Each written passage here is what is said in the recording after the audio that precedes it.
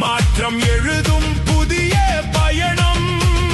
கை உயர்ந்தால் நம்பிக்கை, கண் பார்த்தாலே வெற்றி கொடி.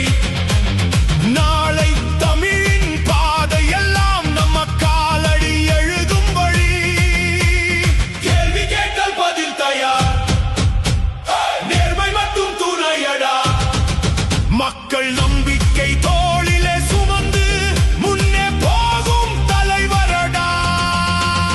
அலறுது சபை, அதிருது தரை, வந்துட்டால் விஜய் மக்கள் மனசின் தலை. ஒலிக்குது குரல், உயருது தமிழ், வெற்றியின் பாதை விஜயோட நடை.